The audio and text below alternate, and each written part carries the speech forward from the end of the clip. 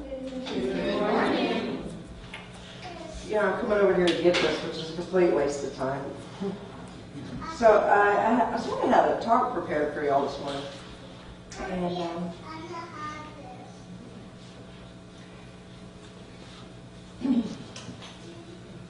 And I wasn't inspired to give that talk. There's this great quote by Howard Thurman, and that quote is, "Don't ask what the world needs, ask what makes you come alive and go do that. Because what the world needs is more people who have come alive." And so, the thing that makes each of us come alive, that's love. That thing within us that says yes to life, that's love. Sometimes it feels nice and warm and squishy, and sometimes it feels like childbirth. At least how I suspect that would feel. And so I'm not giving the talk that I was going to give because it did make me come alive. And so I spent the morning before everybody got here. There were a handful of people here, you know, the folks that come early, set up the evening, all that kind of stuff. And I said, "What's alive in you? What's alive in you?" And I kind of listened for a theme. And you know, for me, this is a very scary process because it's like, I like to, like, you know, have it. And I so seldom do. But I listened and I was just waiting for the theme to emerge. And after I asked about the fifth person, what was alive in them, either a theme emerged or I made one up. Either way, that is divine inspiration. So I am, so let's do this. So if you're here, you are here because you have at some level made a commitment to your own growth. Might be the growth to get out of some discomfort, might be just the ongoing personal psycho-spiritual development that you seek to do. Maybe you seek to grow in the image and likeness of what you understand your Creator to be. But you're here to grow. Because if you weren't here to grow, if you weren't committed at some level to your growth, you wouldn't be here at all. You'd be too uncomfortable, right? And the thing about growth is what I call that is creating oneself. Now there's something really important about, I want to say a couple things about that word create. First of all, what I don't mean is artistic. Some people's creativity includes artistic creativity. But if you are in the business of becoming a you that you were not before, then you're creating yourself. And you are inherently what I call living at the edge of your own becoming. Right? So you're not what you were before. You're looking to be the you that's calling to you. And when you're out of your comfort zone, sometimes it's uncomfortable. No, that was a ridiculous statement. Y'all need me like, yeah, that's true. Why don't you try that again? When you are, okay, this is the way it was explained to me. I started to grow, I got really scared, I went to my teacher, I said, "I'm really scared." She said, "Good." I said, "What?" She said, "Yes. If you are pushing the envelope of your own self, then fear is oftentimes a natural response. So you're out on the edge of your own becoming. And you don't necessarily, it's not familiar. That's the bottom line. And so what I want to talk about, because what I heard this morning was people at different stages of the recreation process. And I heard people at different stages, but definitely the theme was moving from the person that we have become, that we no longer are, to the person that we're becoming. And before I start out, I want to say that this thing, this I'm not who I was, but I'm not where I want to be. The stirring, like I'm dissatisfied.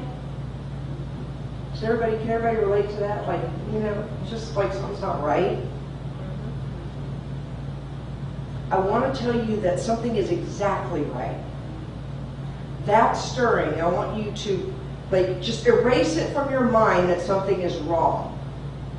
And I want you to replace it with the phrase, divine discontent. Say that phrase with me, divine discontent.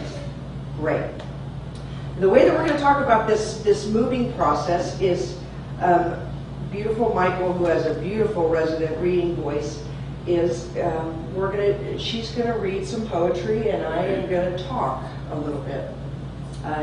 The poem that she's going to read is actually by a fellow by the name of John O'Donoghue, who is deceased now. He was the poet laureate of Ireland at one point, and just a lovely, deep, elegant soul.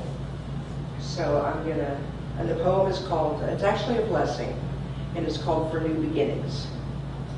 So Lisa, do we have Michael's mic on? It is. Okay.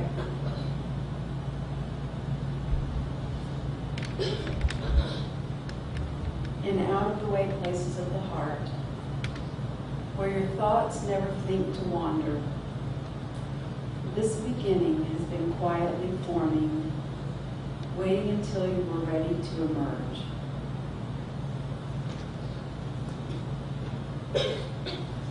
Well, if you think about that for a minute, the thing I want to point out about that is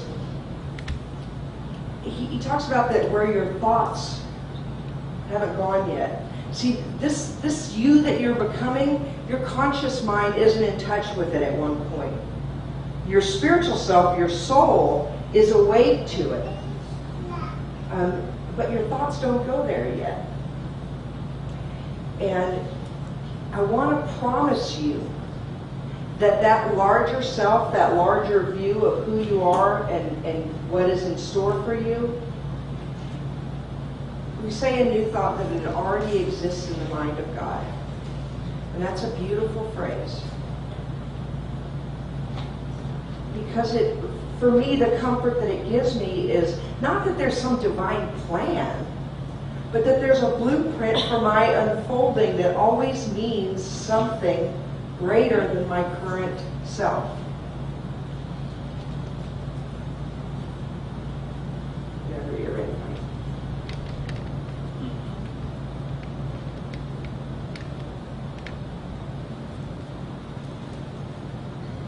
For a long time it has watched your desire, feeling the emptiness growing inside you, noticing how you willed yourself on, still unable to leave what you had outgrown. It watched you play with the seduction of safety and the gray promises that sameness whispered, heard the waves of turmoil rise and relent, wondered, would you always live like this?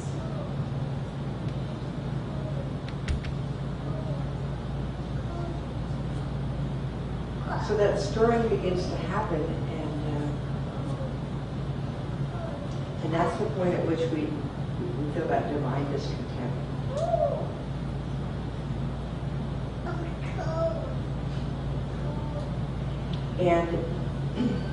And it does feel empty. He says the emptiness grows, and there's this something that the discontent, there's some form that it takes that feels like a space is opening up inside of us. And here's why I really, really want us to remember that phrase, divine discontent, divine discontent. Because when that is happening, when that space is opening up, it's not necessarily comfortable. It really isn't. And we begin oftentimes to look for something that's broken. What do I need to fix? Why have I lost my passion? Why are my relationships not working?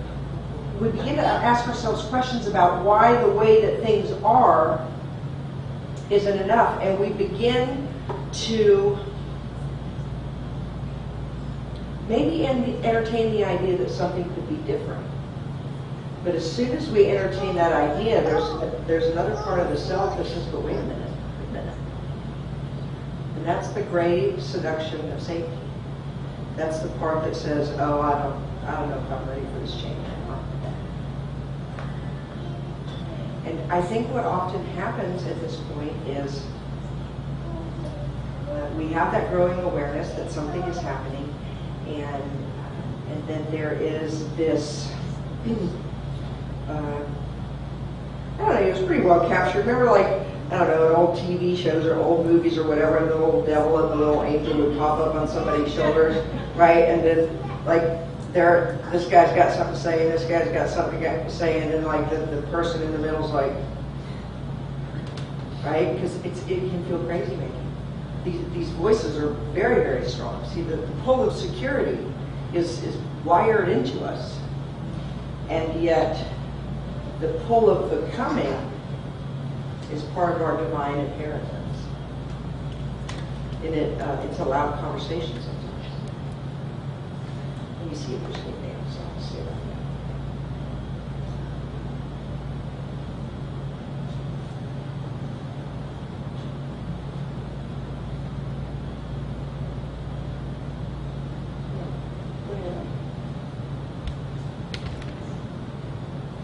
Then the delight when your courage kindled, when you stepped onto new ground, your eyes young again with energy and dream, a path of plenitude opening before you.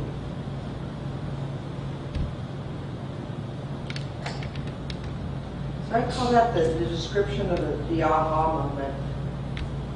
Like the light bulb goes on, and where we were looking through a dark glass, things become crystal clear. And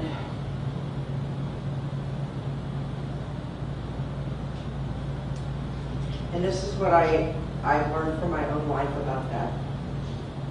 You cannot rush the aha moment.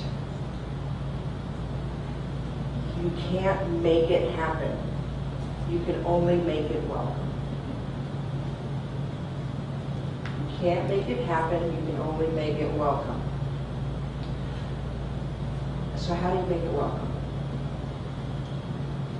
This is one of the big questions I heard this morning when listening to people.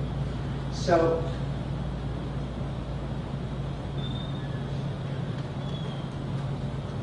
I want you guys to do me a favor.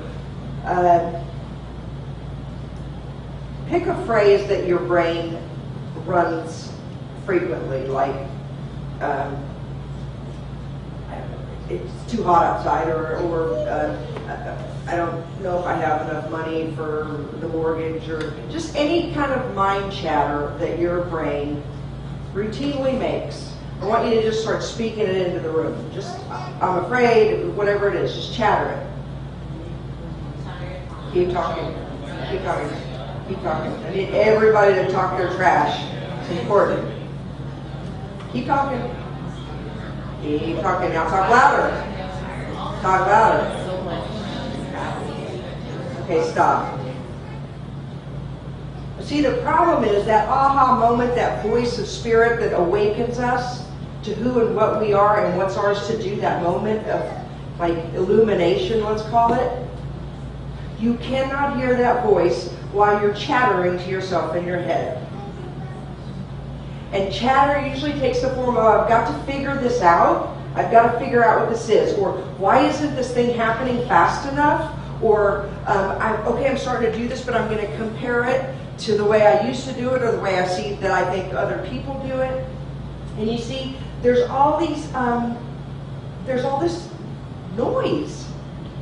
And the voice of spirit is subtle. And it whispers. And if the chatter is happening, you cannot hear. So the biggest gift that I know to give myself is to find a way to quiet the chatter. And of course, the classic way to quiet chatter is meditation. If you're not already a meditator, then actually what happens is there's more chatter, right? But each of us knows what quiets us down. You know, maybe it's a walk by a lake. Maybe it's conversation with friends, just nice, easy conversation. Maybe it's music. There's something that we already know about that soothes and quiets us. And that becomes so important, because then when the universe is trying to deliver you, address to you, handed to you, this awareness that you need or desire, you won't miss it. Though your destination is not yet clear, you can trust the promise of this opening. Unfurl yourself into the grace of beginning that is at one with your life's desire. Awaken your spirit to adventure. Hold nothing back. Learn to find ease in risk. Soon you will be home in a new rhythm, for your soul senses the world that awaits you.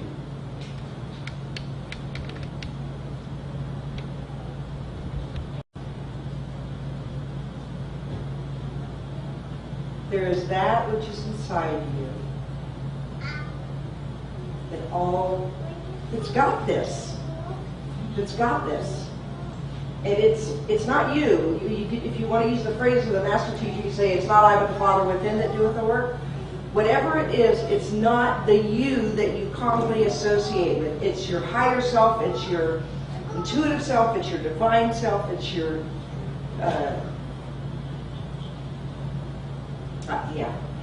There is a part of you that already knows that the outcome is assured.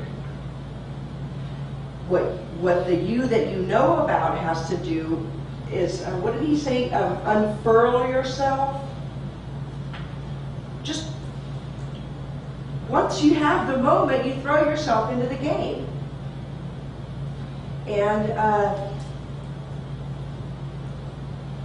and the watchword or the buzzword or the most appropriate word at that phase is trust. Is walking by faith and not by sight.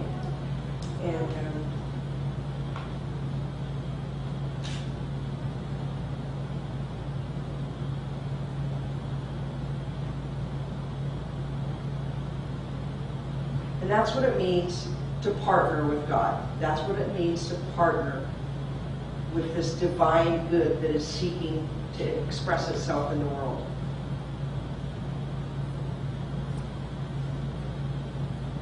The very tools that you use at each stage of growth, at each stage of the journey, have to be developed because you need them at the next stage, right? And so the part where you're developing, there's one kind of faith that says, okay, I'm here and I want to be over there, but I don't really know how to get from here to there. And you can't figure it out. Like your logical mind, your reasoning mind cannot create a plan for you. And so you develop some faith. Like, okay, I'm over here, I want to be over there, I'm not sure how I'm going to get there, but I've got faith that there's a way to get there. And that is a great faith. And we get to develop that. And then there's that kind of faith that says, I feel something stirring inside me. I'm here, and I don't even know where there is. So not only do I not know how to get there, I don't even know where there is going to be. Okay, that's a whole like, you see what I'm saying? You got to master some level of it from here to there, because the next there ain't there at all. And what happens is you become attuned to your own compass. Right? There's something, right?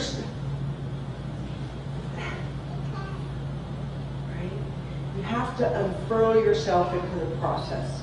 And then these things to build this way of being in the world where you're living at the edge of your own becoming and comfortable and at home in the discomfort becomes second nature to you.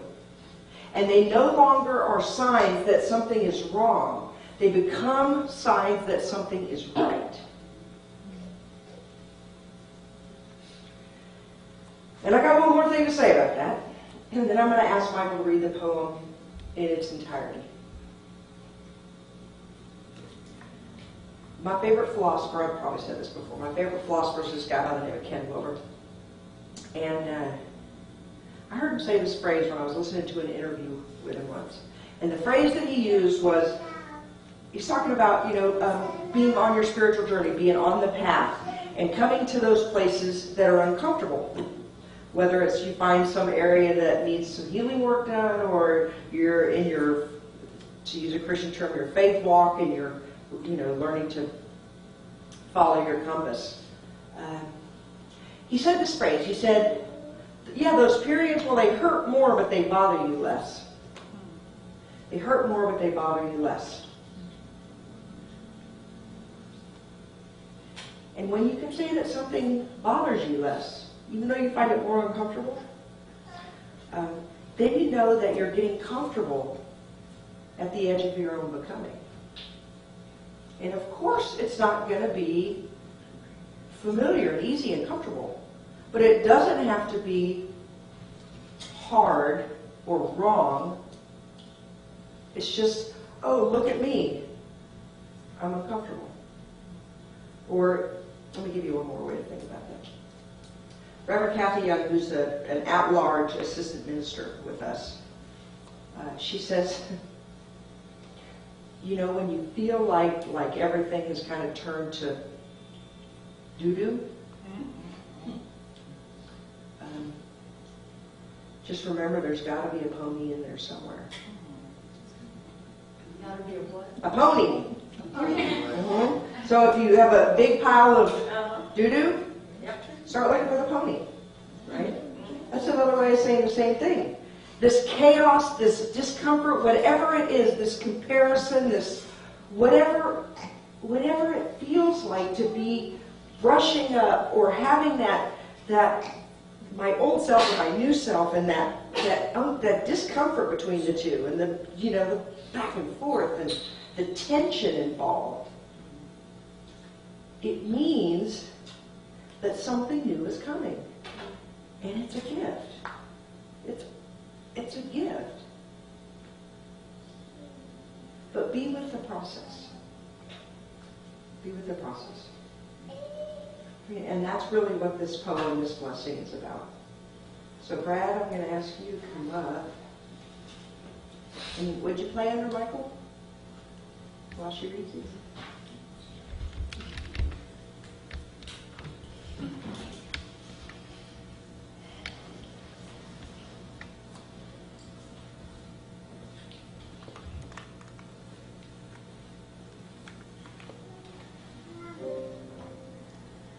In out-of-the-way places of the heart, where your thoughts never think to wander, this beginning has been quietly forming, waiting until you are ready to emerge.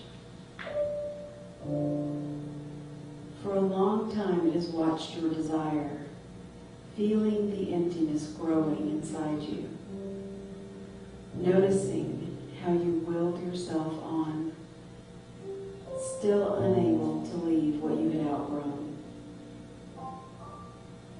It watched you play with the seduction of safety and the gray promises that sameness whispered, heard the waves of turmoil rise and relent. Wondered, would you always live like this? Then the delight when your courage kindled, and out you stepped onto new ground.